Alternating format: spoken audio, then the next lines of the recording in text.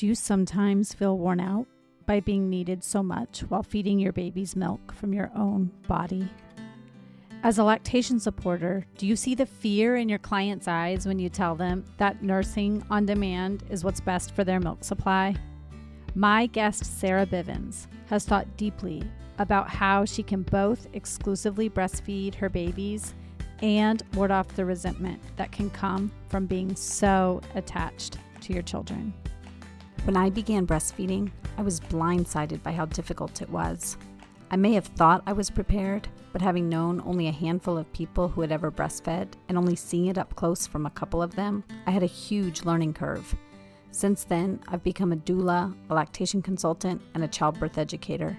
I'm your host, Lo Nigrosh, and I welcome you to the Milk Making Minutes, where we explore breastfeeding experiences through the lens of systemic barriers, so that you know your breastfeeding struggles are not your fault, and your triumphs really are the miracles you feel they are. My name is Sarah Bivens. I am the co-founder, co-creator of Doing It at Home.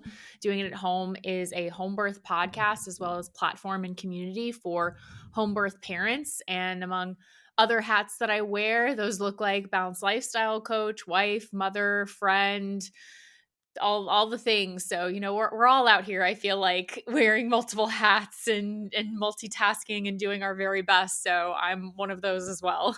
Yeah, there's not a single parent on the planet who's not wearing multiple hats. Yeah, many full-time jobs.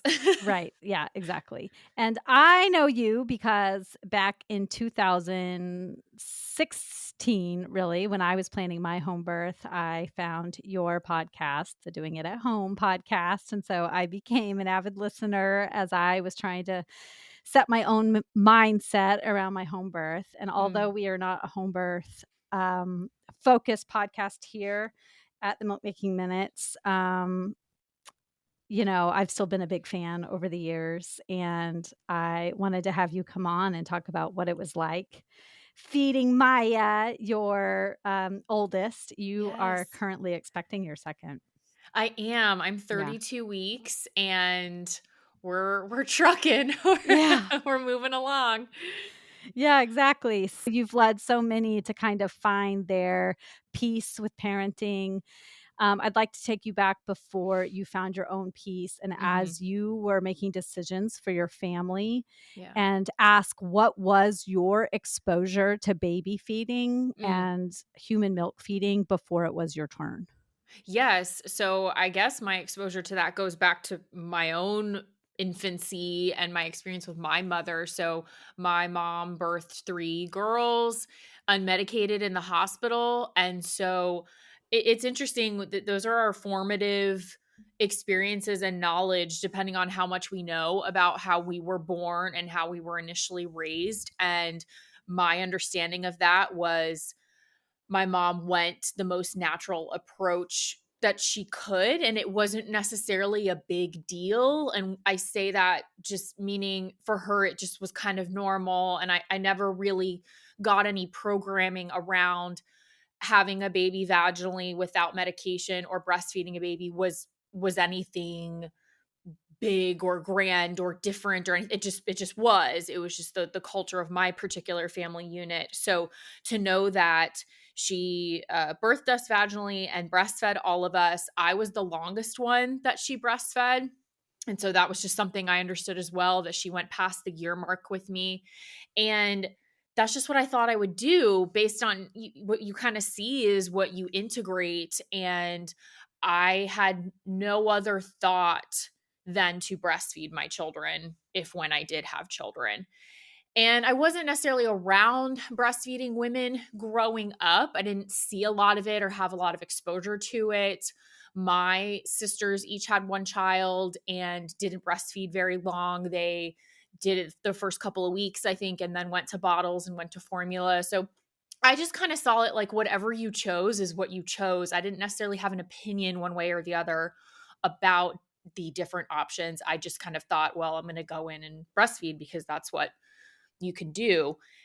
And so that I would say that was my initial exposure, I suppose, without doing a lot of research, without having a lot of understanding or really appreciation for the experience and habit of breastfeeding Mhm. and all that goes into it. Even when becoming pregnant and initially having Maya, I would say I was still very ignorant to all of the aspects of it as I was figuring it out myself.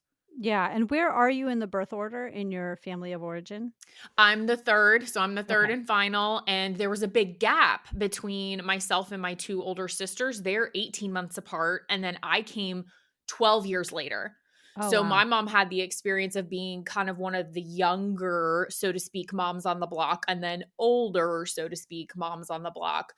So I appreciate her for going through it all over again a decade plus later, and to Mm. also breastfeed me for as long as she did.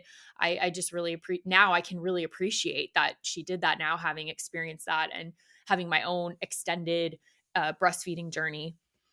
Yeah, for sure.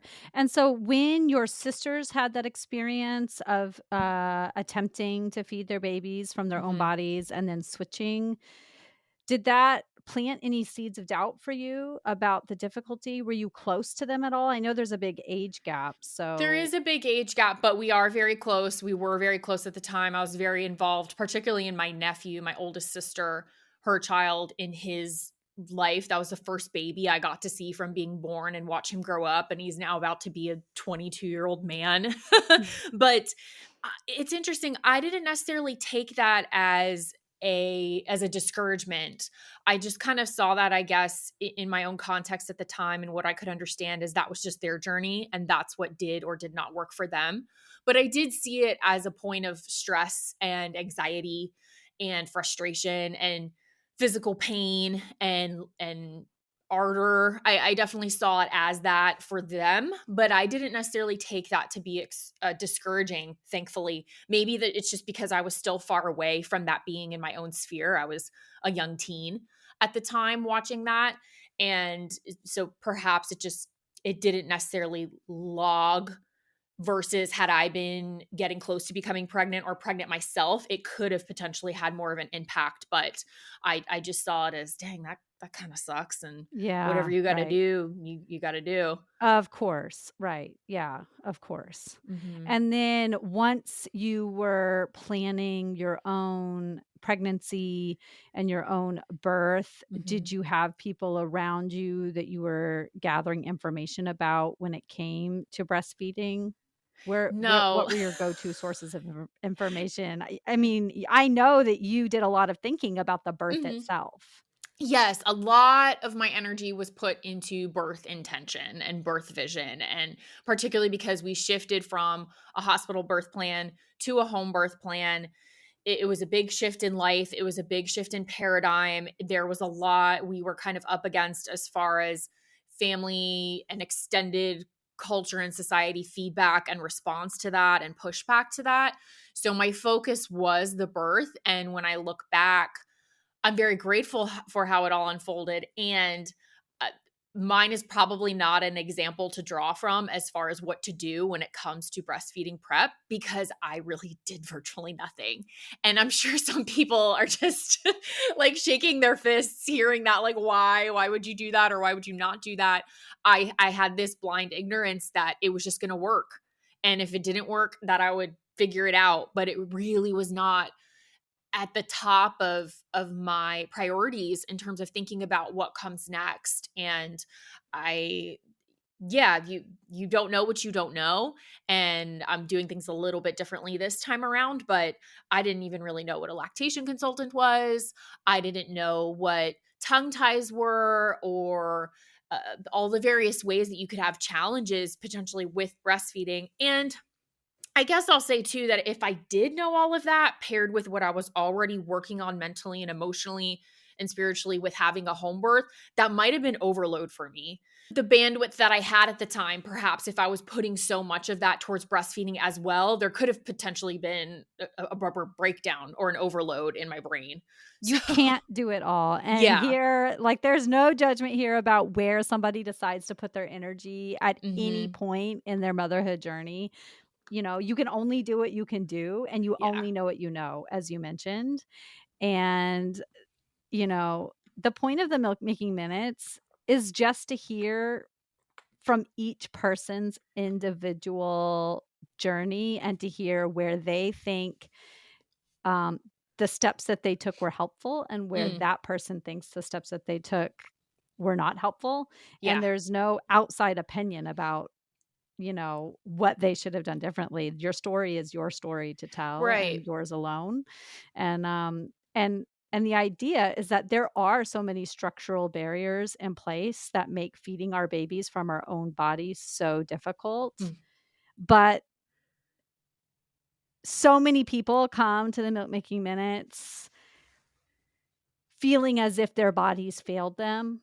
And ugh, my response is always, your body did not fail you. You right. may have been failed at many points along the way, Yeah. but your body did not fail you. It's not the job of a person who is pregnant to figure out what education they need. Mm. Yeah, there's so much out there too. It can be Right. very, paralyzing and very inundating. So, I will say while I might not have been doing the formal education per se, the mindset work I was doing, the habits I already had, the support I had, I do feel very much set me up for success in an experience like breastfeeding, even though I didn't know the logistics and the nuances. It was a circumstance, right? We're served up circumstances every day. So I do believe I had the tools, I had the margin to approach a situation like that, even if I didn't necessarily know all the terminology or the specifics of what was going on. So I think all in all the prep I was doing absolutely supported me. I just might not have been reading a specific book or listening to a specific podcast like this one to help me prepare. Yeah. So what do you wanna talk about some of those mindset shifts that you were trying to make prenatally that you think prepared you specifically for feeding your baby now? Or do you think it would be better to go into that once you talk about how feeding went for you?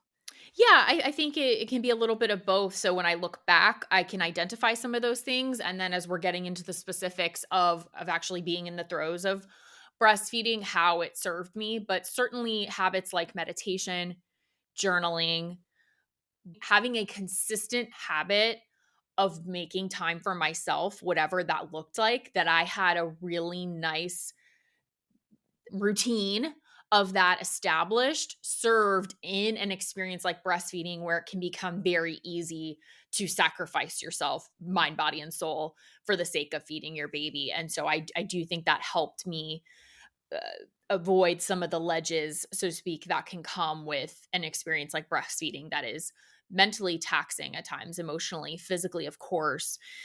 So, all of those things, as well as having a partner like Matthew who holds me accountable to taking time for myself and taking care of myself. And I'm even experiencing that now in this pregnancy as I get more and more pregnant and my energy shifts and the days go on. He's there to ask the questions. Have you done this for yourself yet today? Are you going to do this for yourself today? Do you need to take a break? Do you need to sit down? So, having trusted people around you to hold you accountable to putting yourself first was absolutely instrumental in going into something like breastfeeding. So those are just a couple of things off the bat. And to look at circumstances as circumstances. There's what's happening and then there's how do I feel about what's happening. When you're doing something, when you have an action or a habit, you have options to either change what you're doing or change how you feel about what you're doing. And having that tool, that rule of thumb to look at something came in handy when there were times I was feeling depleted on multiple levels. And so, okay, do I want to shift something logistically here? Or am I going to keep it the same? And do I need to shift my attitude, my relationship to it? And how do I do that? How do I galvanize support and a team around me to help me do that? If you are having difficulty right now with baby feeding, what do you need? Do you need to change baby feeding? Or do you need to change how you are supported to baby feed? Can you do something to feel less depleted and more energized, perhaps clinging to one or more of the tools that Sarah mentions? Would finding some intentional time for yourself help? Would joining an in-person support group benefit you? Do you need to hire a lactation supporter to help you meet your goals? If so, I would love to be that person for you. I promise to be the supporter who will listen to you fully, understand your goals and your situation, and only after I know your goals fully, I will combine your expertise of yourself and your baby with my expertise of lactation to help you problem solve and reduce your baby feeding anxiety. You can reach me at quabbinbirthservices.com. I can't wait to talk to you. So, as we get into actually feeding your baby that first time around, you switched from hospital care to home birth care pretty late in the game, right? Mhm. About About halfway through. halfway. Okay. Mhm. And was there anything about what happened during that home birth experience that you think either positively or negatively impacted what happened when it came to Mhm. feeding your baby? Yes, what comes to mind right now when I go back to that time and space is all in the positive. Thankfully, Great. I feel very blessed. I feel very grateful. I think part of it was her coming immediately to my chest as soon as she was born and not leaving my chest until we made that choice to, whether it was for me to use the bathroom or shower or whatnot. So to have that instant connection and bonding with Maya, I believe contributed. And she was latched, I want to say, within the first hour. And it was very foreign. It was very different. I really didn't know how to feel if it was effective or how to know if it was quote unquote working. I didn't necessarily know that, but I think there was enough openness, so to speak, on my part that lent itself to allow it to work because I wasn't necessarily questioning because I really had no point of reference or context. So whatever was happening, I just saw as okay, this is what's supposed to be happening. So it felt very intuitively led in that sense. And I do believe having a birth like we did, which was uncomplicated, very intimate, very powerful, transformative, magical. Those are all words that I would use to describe my birth. And I believe in the hundreds of birth stories I've been able to hear now, there is a connection, a correlation with having an empowering birth experience and then leading into a process like breastfeeding. That doesn't mean that's always the case, but I do believe you are set up really well when you have all the oxytocin flowing, you have the natural flow of the cocktail of hormones, and you are in a safe environment where you feel supported and you feel comfortable. And where could I be more comfortable than in my own bed? And I believe all of that lent itself to an empowering, positive experience of those initial latches and feeding. Yeah, absolutely. Yeah, so how many people were there supporting you at your home birth? Oh my goodness. There were 11 souls in the room, including Maya. Uh-huh. So, I guess if you subtract the 3 of us, the trio of the family, there were 8 support people, and that Okay. was my midwife and 2 apprentices, and then 5 a collection of family and blood family and life family that were there and had different roles, very specific roles, very intentional, and it was exactly what we needed for that birth. I wouldn't change anything about it. Okay, amazing. Yeah. And was there anyone there who you felt comfortable coming to ask if you had any doubts about milk transfer or checking to see, "Hey, does this look right?" Or Mhm. did you just really feel like you didn't even have to ask those questions because you talked about it just going by intuition? It was a nice balance. I don't remember necessarily asking anything. I felt incredible trust in my midwife, Debbie, and I felt she was there to flank that and she was there just with a watchful eye and space holding. And I do remember her a couple of times instructing, but it didn't feel forced, it didn't feel uncomfortable, it didn't feel intrusive. She would just kind of observe, and I remember a few pointers like how to bring her to the breast and how to tell the latch and the sucking and when it was flowing and when we were working efficiently, and how it was very beneficial at the time to support my uterus in toning and getting back to its normal rhythm, so to speak. And I remember her being a great resource. And then have felt and continue to feel in pregnancy, birth, and motherhood through the community that Matthew and I have here through our chosen family, as I mentioned, that there's so much love, openness, and transparency in that community. And there's really beautiful women that I have great connections with and have great sisterhood with who are mothers with children at different age ranges who have breastfed. So I've always felt like I could go to someone. I never really felt like I couldn't ask a question or that I was isolated in my experience. And I know that's not the case for everyone. So I have a lot of compassion for those who don't feel like they have anyone that they can reach out to directly to get that feedback or to just share what's going on. Yeah. Now, having entered into the decision to have a home birth halfway through the pregnancy, you still had that chosen family who you knew you could ask, that were people that were supportive of that decision, who you were able to invite into your space, who had experienced home birth or who had fed their babies. Was that part of your decision to decide to have the home birth because you knew people in your community who had been through that experience, or they were just open to your decision, even if they had not experienced it themselves? That's a great question. We landed on home birth ultimately because it's what resonated with us. And it was such a great bonus that the people in our lives closest to us and who would be a part of our birthing and initial postpartum experience were incredibly supportive. And so anyone that was there present that day was someone who held a high space and energy and reverence for birth and had experienced birth and not necessarily home birth. I think there's only one person besides our midwife team who had experienced a home birth, but the fact that they were completely on board just added to it. And so it certainly helped us to feel more supported, and yet it was not necessarily what made the decision for us, but it certainly added. Okay. Okay.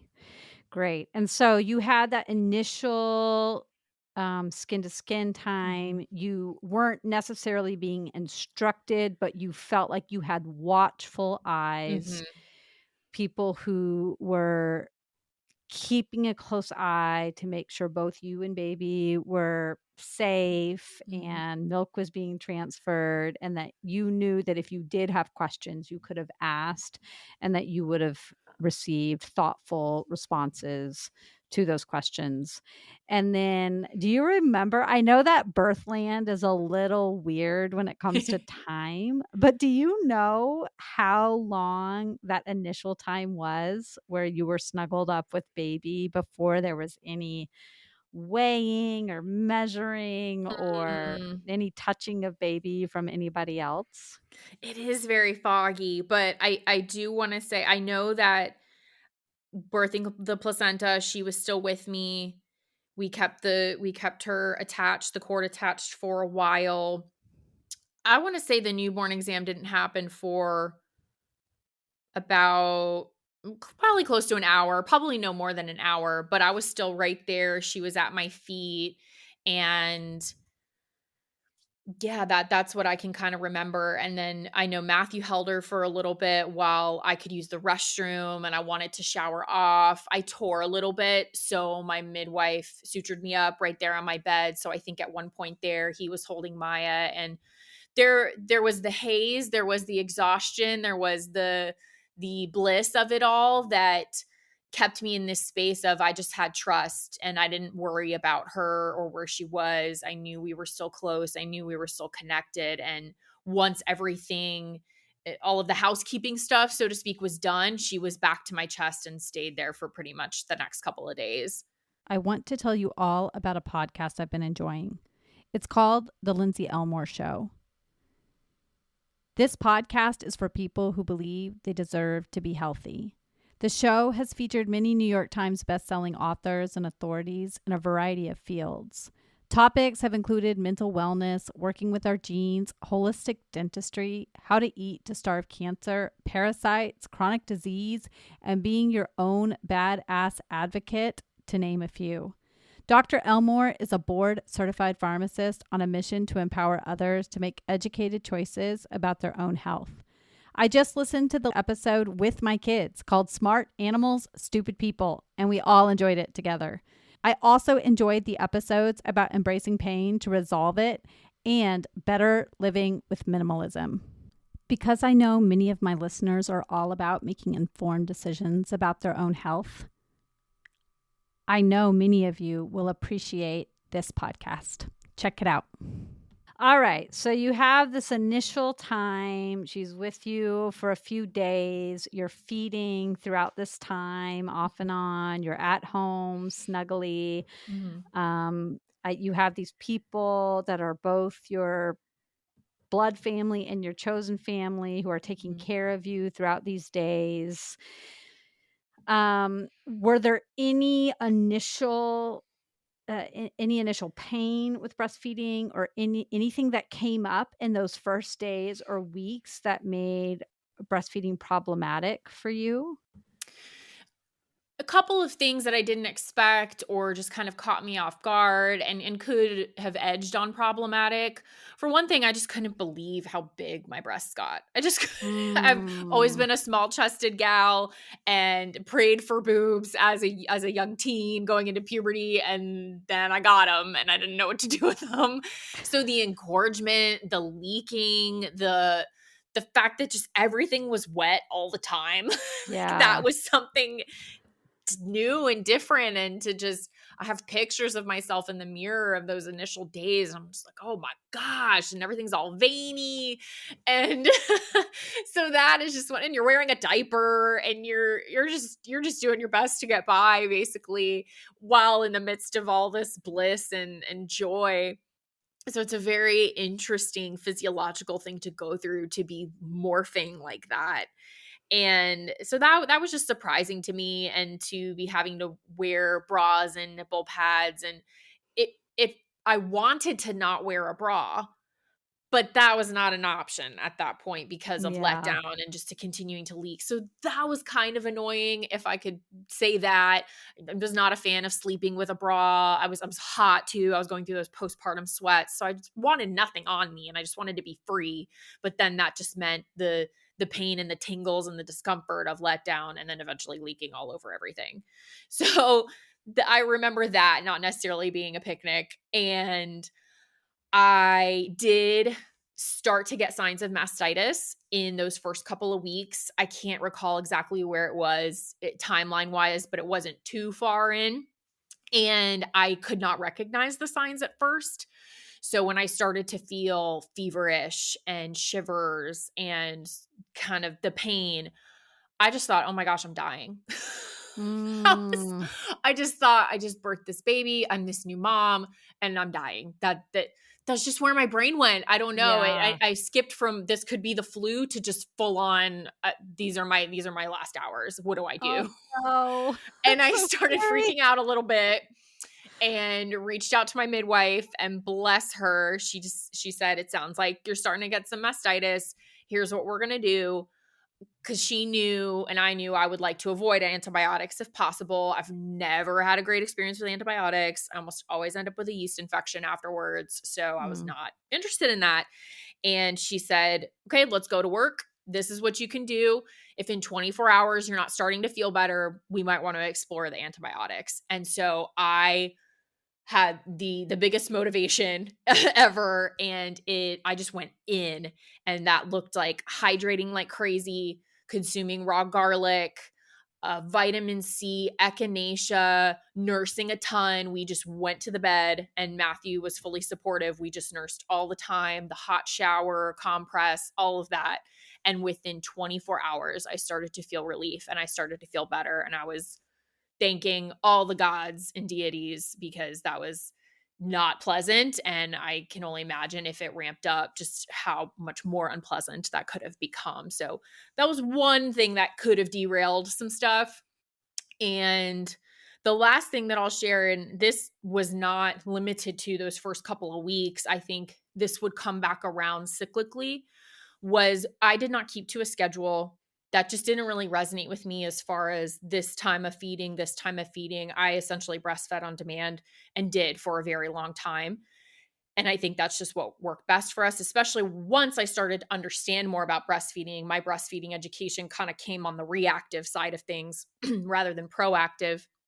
And as I understood more and more about it, it was for comfort, it was for connection, it was for regulation, it was for so many things. And so I had no problem breastfeeding whenever she wanted to, or it seemed that that would support the situation that was coming up, whether she was uncomfortable or crying or whatever.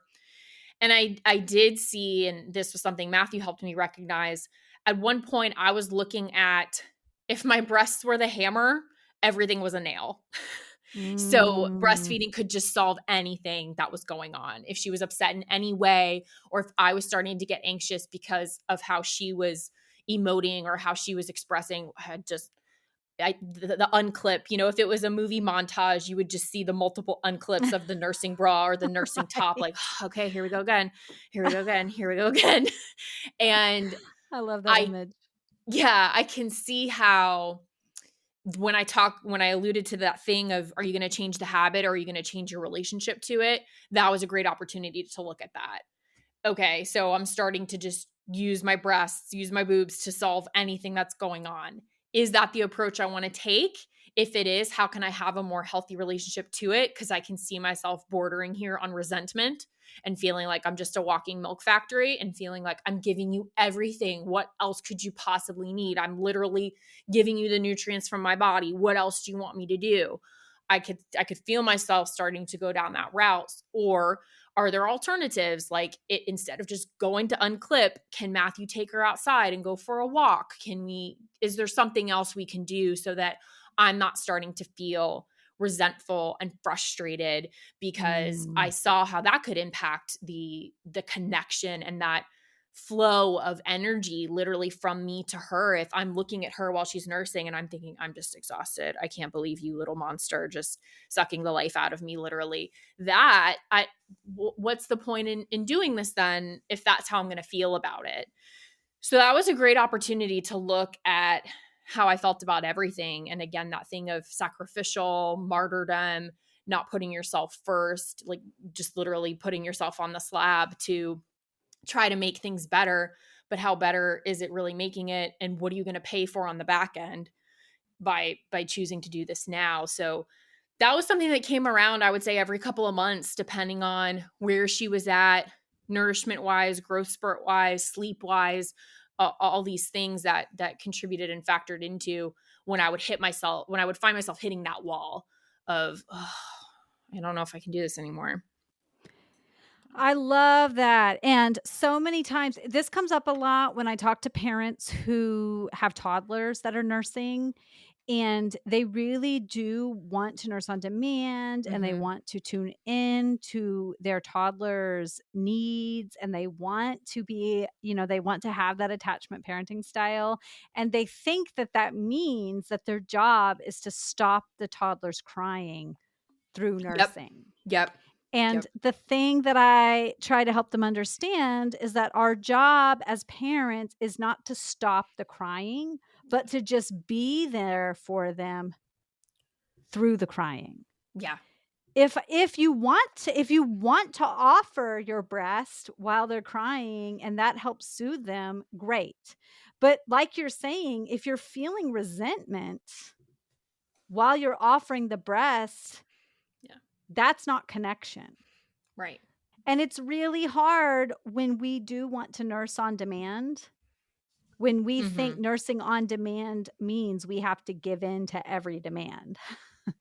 Yeah. Yeah. That's not the definition of it. Yeah. Right. So, Nursing on demand is different for a 3-week-old infant than it is mm-hmm. for a 1-year-old. That's different. Yeah. Yeah. I'm really glad that you brought this up because it's something that people haven't brought up before, this Mm. resentment that you can feel. Yeah. Um, And it's really important to recognize when you're Mm-hmm. feeling the resentment and try to figure out, like you said earlier, do I need to change what I'm doing or do I need to change my attitude towards Mhm. what I'm Yeah, doing? and it could be a combination of the 2. It might be a small switch around what you are doing, and then something that you can do to help the mental emotional connection to it. I am so in love with this idea. Do you want to join a community of people who are talking about exactly these kinds of shifts that make feeding our babies easier? Join my Milk Making Minutes community group on Facebook, where we explore the systemic barriers that make feeding human milk to human babies so challenging. And we look for the solutions and growth mindsets to overcome those challenges. I'll see you there.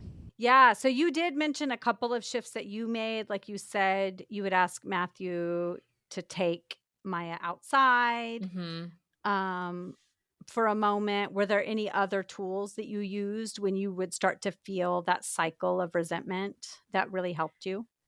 That's a great question. I think it could have just been taking a pause.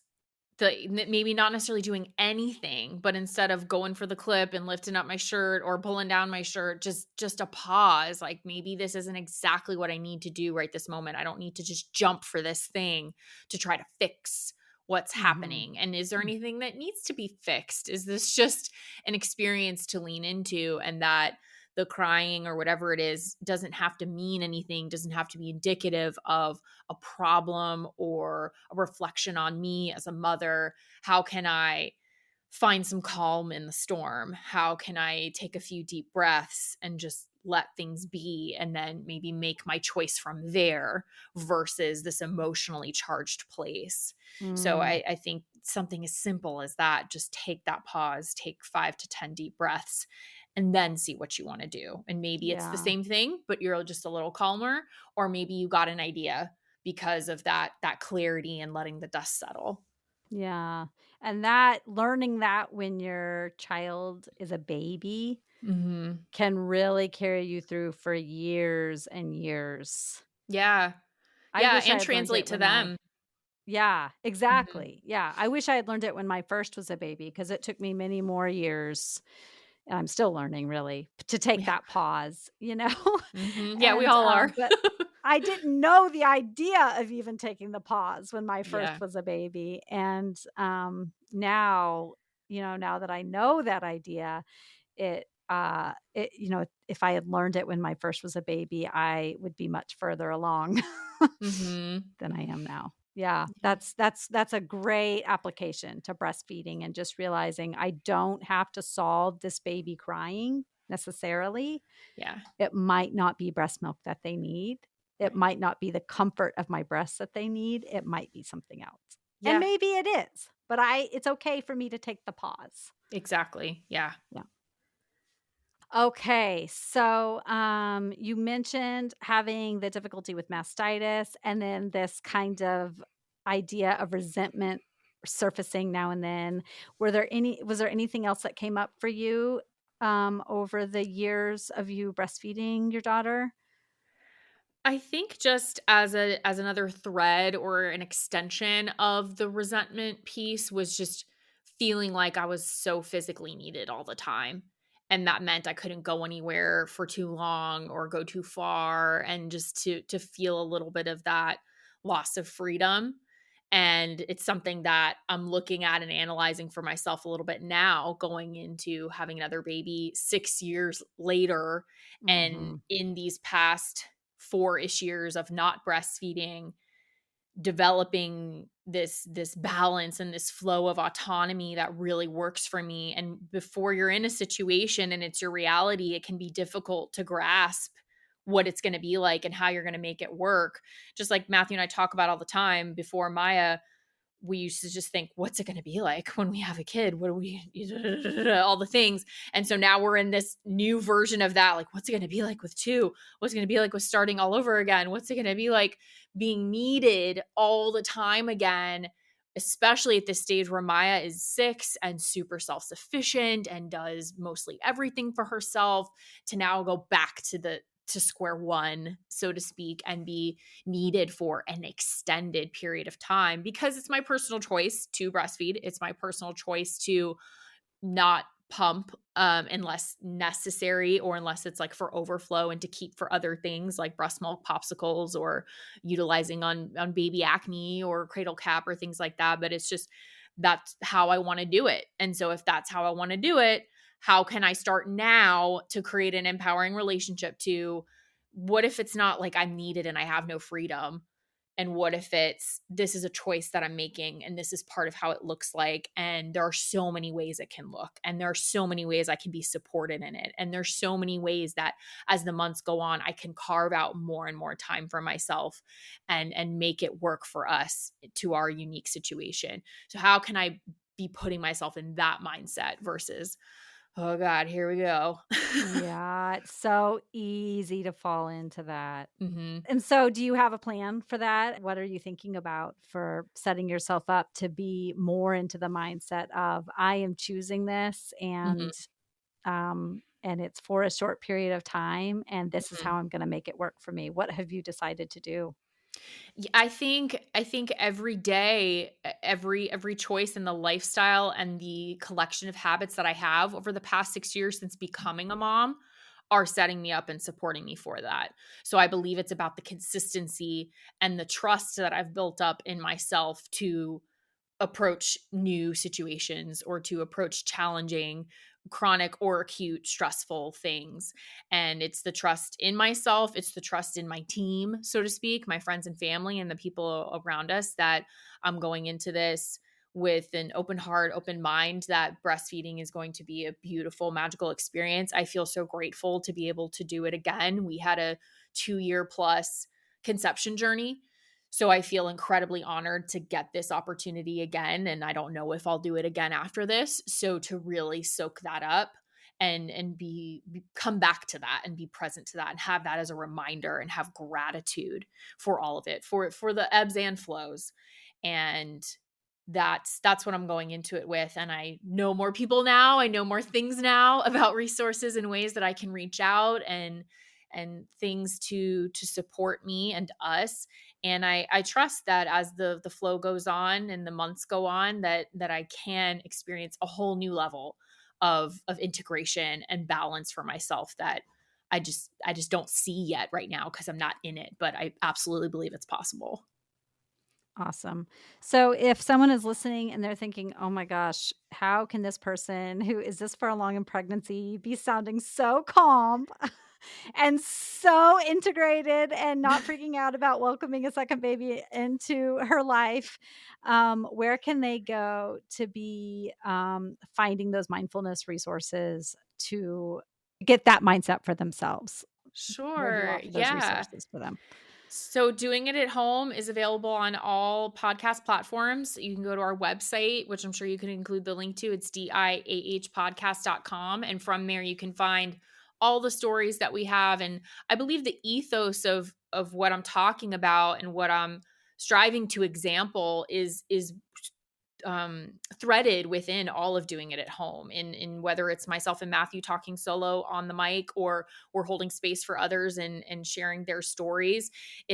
Home birth is our bag. It's how we like to package what we're putting out there, but really the what it's about is that healthy mindset, is that healthy relationship to your life, to your internal home, because you go with yourself wherever you go, and that's going to include your birth, that's going to include your postpartum, everything. So the ethos is really about feeling your most empowered self and recognizing that it's a continuum. So this thing of feeling calm and feeling integrated, that's the state I strive for, yet it is not without its breakdowns and breakthroughs and WTF moments. I'm absolutely having them on a daily basis. And it's not necessarily not having them because we're human. It's what do you do when you have them? So, how do I utilize my tools? How do I utilize my support systems to move through it and create a new understanding? That's the real hallmark of being able to integrate. Is it's not having those moments, it's how do you move through those moments and how do you turn it around, and how can we minimize the time frame that we stay stuck or stay in the muck. So that's really what I'm aiming for, not to be without those moments, it's just to be more powerful in them. It's been so great to have you walk down memory lane, and I hope that your second experience goes just as smoothly Oh, as your thank you so first. much. When I was making the choice to have a home birth almost 6 years ago, I turned to the Doing It at Home community to find stories of empowerment and to cheer myself on. I had no idea that 6 years later I would be hosting my own podcast and would get the opportunity to chat with Sarah about her breastfeeding experiences. I'm so thankful to her and to Matthew for the community they have built. If you would like to hear my story of how I was deeply impacted by my first birth experience as a person with a physical disability by not being given bodily autonomy in a hospital setting and why home birth was the right choice for me for my second birth, you can hear my story on the Doing It at Home podcast, which is linked in the show notes. And of course, you can find links to all the resources that Sarah and Matthew offer in the show notes as well. If this episode has been helpful for you, please share it with a friend who's in the midst of baby feeding or clients you know that could use a dose of inspiration from somebody who has really thought through how to both take care of her family and herself. Jolie, do you remember nursing? No. You don't remember what it was like to nurse? No. No? You don't remember nursing? No. That was only when I was a baby. Well, how old are you now? 5. And you nursed until you were about 4.5. So you stopped nursing about 6 months ago. Do you remember that? No. No?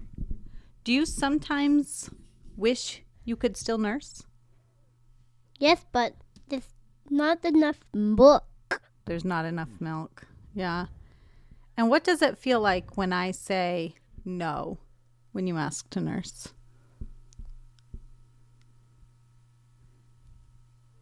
I don't know. You don't know? No. Does it make you sad? No. What did you like about nursing? Just your milk is better than cow's milk. My milk is better than cow's milk. Yeah. What did you like about my milk? It's warmer. It's warmer? You liked my warm milk. Love you.